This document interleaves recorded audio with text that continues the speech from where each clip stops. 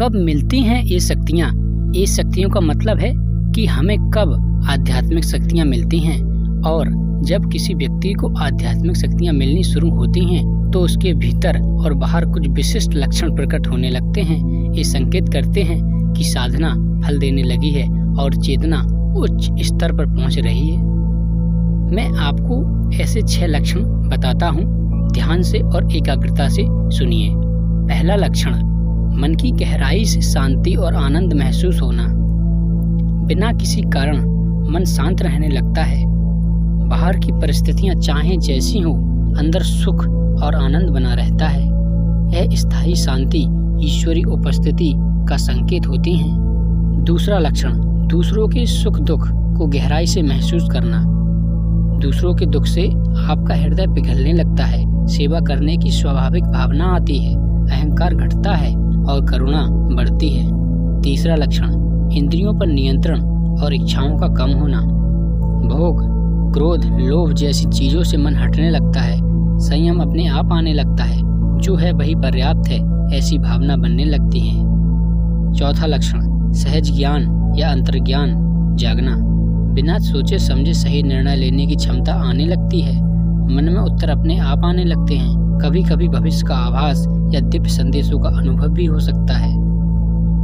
पांचवा लक्षण, ध्यान में गहराई और अद्भुत अनुभव। ध्यान करते समय शरीर से अलग होने जैसा अनुभव, प्रकाश, ध्वनि या दिव्य गंध का अनुभव। कभी कभी किसी दिव्य शक्ति या गुरु की उपस्थिति होना। छठा लक्षण, दूसरों पर प्रभाव पड़ना। आपकी उपस्थिति मात्र से लोग शांति महसूस करते हैं। आपके शब्दों में गहराई और प्रभाव आ जाता है। पशु पक्षी शांत हो जाते हैं जब आप साधना में होते हैं। जब आध्यात्मिक शक्तियाँ मिलने लगती हैं तो हमें ये 6 लक्षण दिखाई देने लगते हैं। मगर एक बात का विशेष ध्यान रखिए, जब हमें ये शक्तियाँ मिलने लगती हैं तो हमें इन शक्तियों का कभी भी अहंकार नहीं करना चाहिए, नहीं तो ये शक्तियाँ लोप होने लगती हैं। आध्यात्मिक शक्तियाँ कोई जादुई चीज नहीं होती हैं जो अचानक मिल जाएं, बल्कि ये आंतरिक विकास और आध्यात्मिक साधना का परिणाम होती हैं। ये तब मिलती हैं जब व्यक्ति सच्चाई, अनुशासन और भक्ति के मार्ग पर चलता है।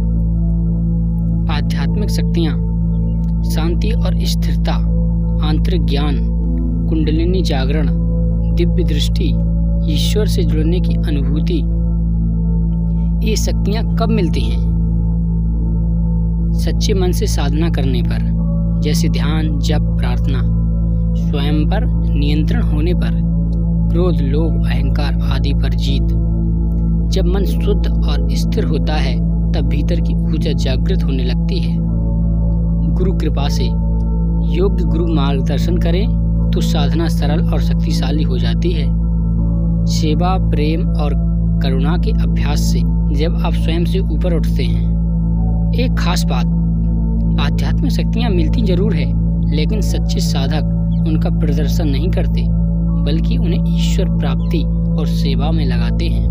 अगर आप वास्तव में आध्यात्मिक शक्तियाँ पाना चाहते हैं तो ये रास्ता आंतरिक अनुशासन और लगातार अभ्यास का है। पहला, आत्मशुद्धि। पहला कदम होता है अपने विचारों, भावनाओं और कर्मों को शुद्ध करना।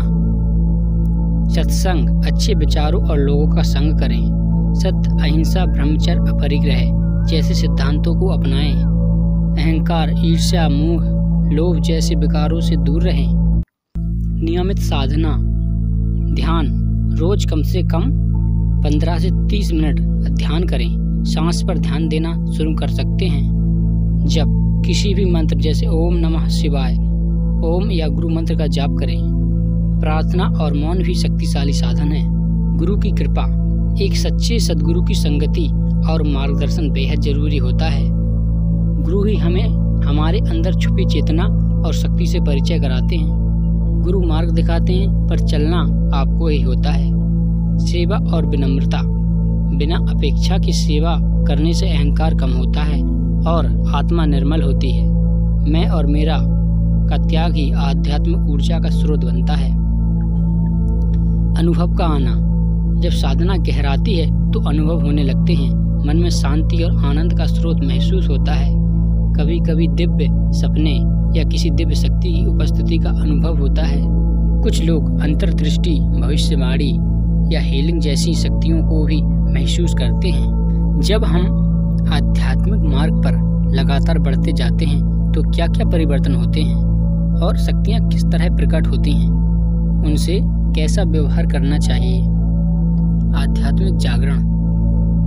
एक समय ऐसा आता है जब साधना इतनी गहरी हो जाती है कि व्यक्ति को स्वयं के सच्चे स्वरूप का अनुभव होने लगता है, जिसे आत्म साक्षात्कार या ईश्वर दर्शन भी कहते हैं।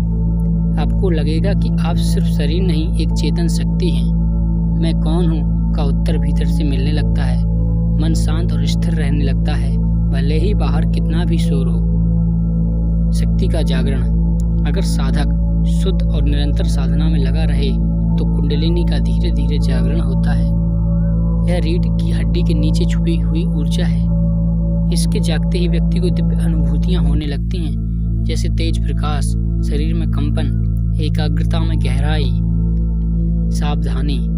यह शक्तिशाली अनुभव होता है, इसलिए गुरु के मार्गदर्शन में ही इस दिशा में बढ़ना चाहिए।